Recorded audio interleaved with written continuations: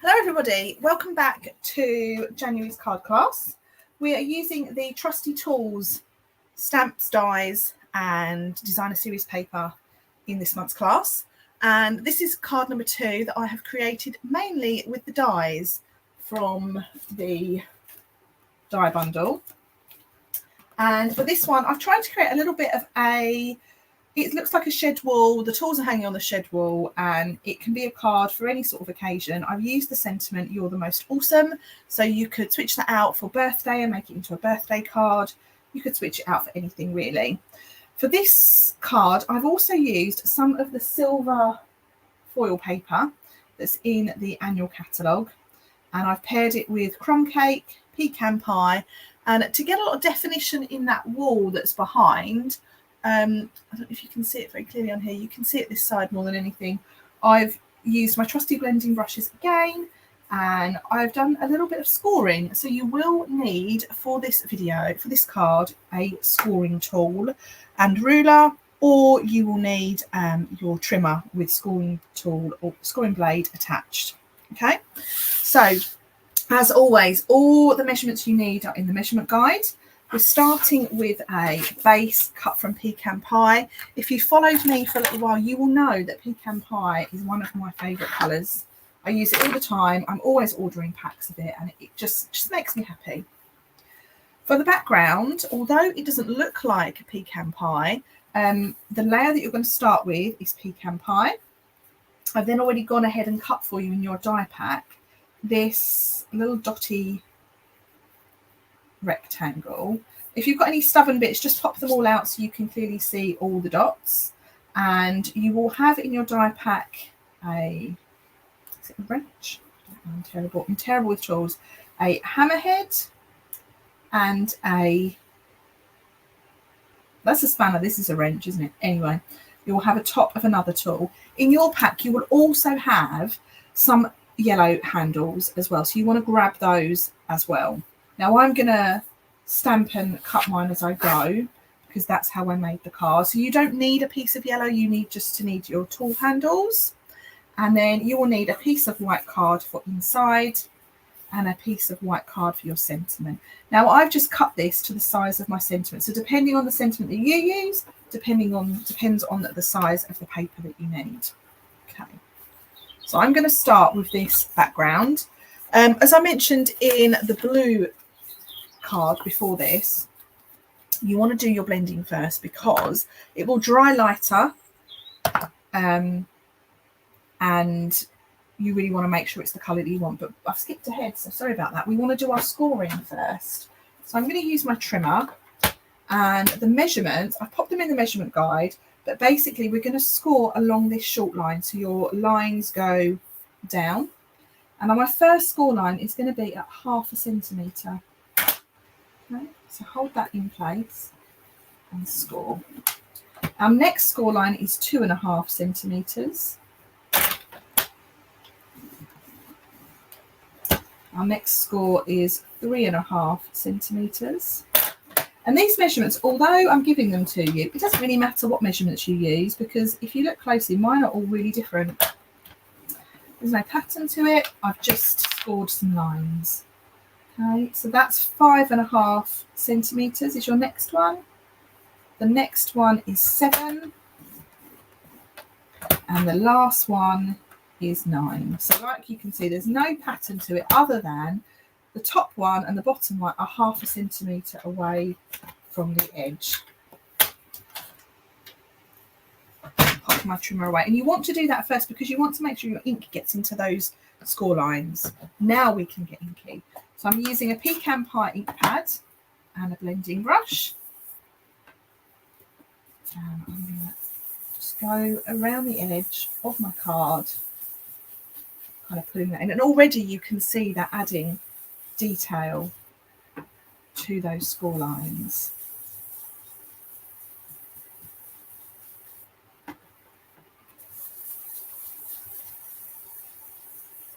Just popping those all across. Remember that it will dry lighter.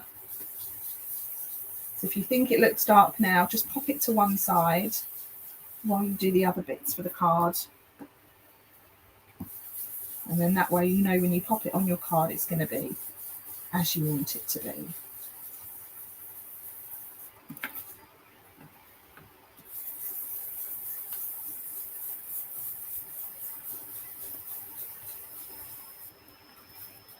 gives you a really nice tone on tone sort of look because we're using all the same colour.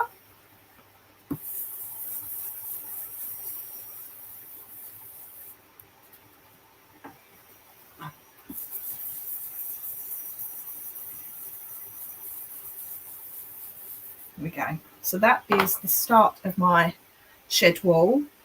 Now, as we know, I'm very impatient, so I'm also going to add a bit more colour with an early espresso ink pad. And this one is a baby blending brush. They come in 2 different sizes. So this is just going to add a bit more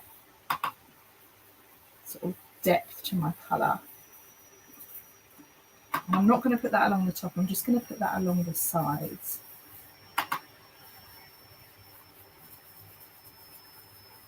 There we go. And I'll put that back over there. So that is my shed background. Don't worry too much that it's light in the middle because that's going to cover it up. Okay. So let's do the tools next so that I can leave that to dry. So for the tools, now this is quite tricky to show you. I'm just going to see if I can focus my camera in. That's better. So with my tools, you can see I've tried to make the handles look a bit grubby. So I have actually done some stamping, and then I've gone around the edge with a sponge dauber. Let's just put that down. So this colour that I'm using here is crumb cake. It's not crumb cake, it's crushed curry. And I'm actually going to stamp with wild wheat, which is just a little bit darker. So let's stamp both of these. Put that on there. Lovely. And then I've got my hammer. Now I only actually need the handle, so don't worry too much about the rest of it, although that's come out really, really nice. So once I've done that, I need to cut them out with the coordinating die, or you can just trim around them if you're a fan of fussy cutting. Let's just grab those dies out of here. Now, you will already have these cut out in your set, so depending on how good you are at lining up your stamping, you might be able to use them, or you might want to do your own. Putting those 2 on there. And all I need is the handle. I don't need the rest of it. So as long as the handle is lined up, that's fine. Okay. So let's just wheel those through there. The mini machine is so handy.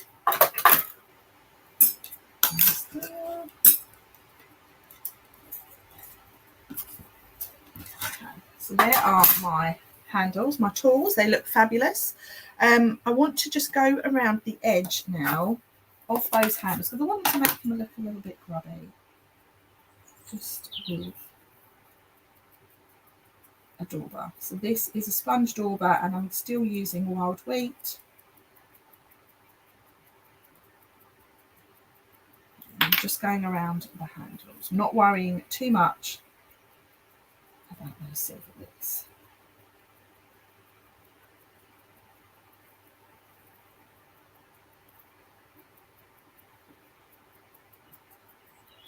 There we go.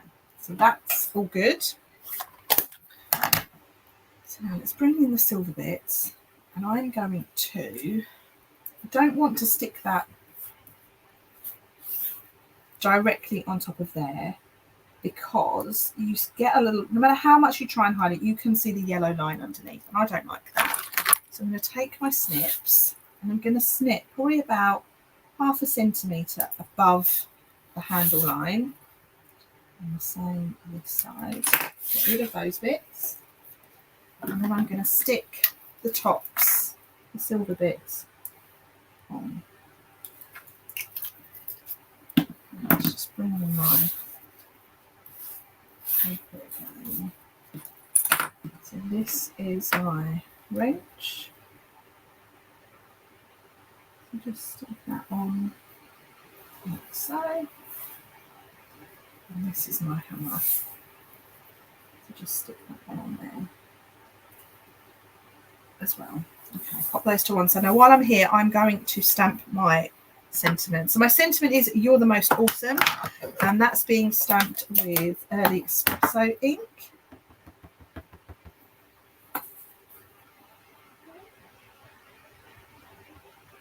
And like I said at the beginning, I've just cut a rectangular piece of white card, just a little bit bigger than my sentiment.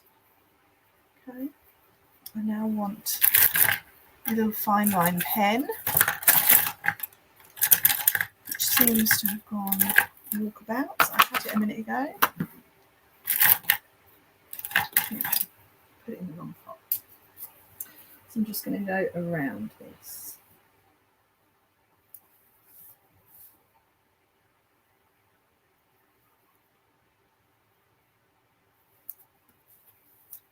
Now, let's just take those off and we can start to build the card now. Let's bring this back in. So make sure your card opens the right way. And you want to stick this piece down.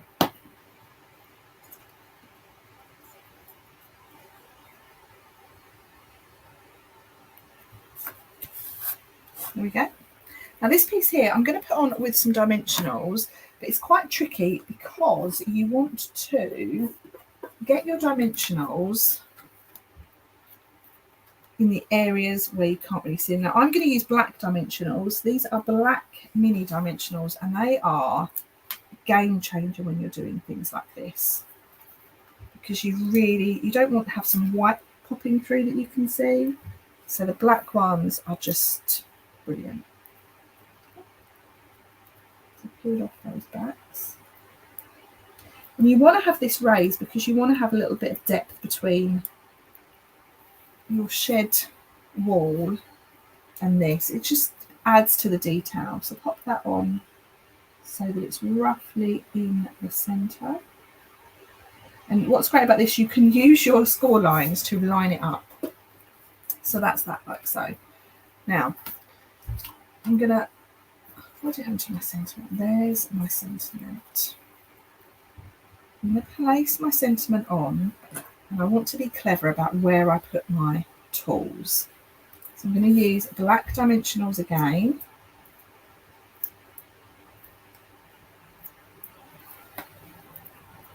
Because I want to make sure this sentiment overlaps. So that I'm going to put on about. And again, you can line it up with the dots to make sure you've got it straight.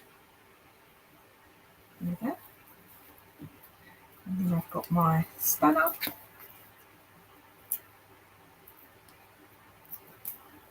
When these black dimensionals first came out, I thought, why on earth do we need black dimensionals? But I see it now. Put this one on next. That's it. And then last but not least, we've got our wrench, if that's even what it's called.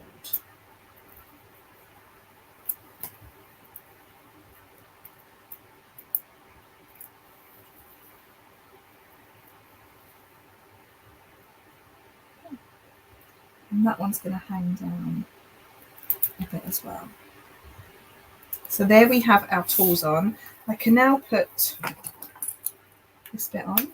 I'm going to just cut myself a little strip.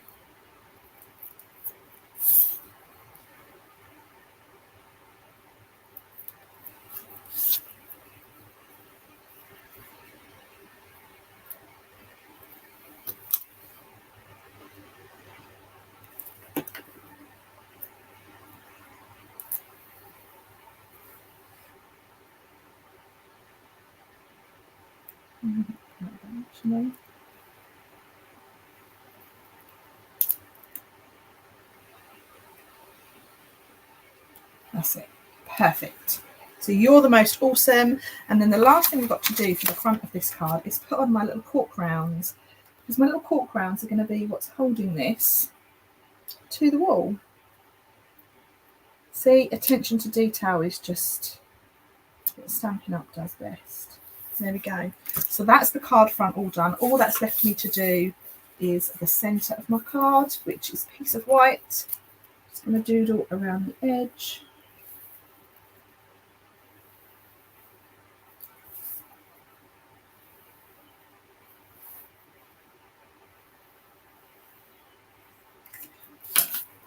And then that can get stuck in.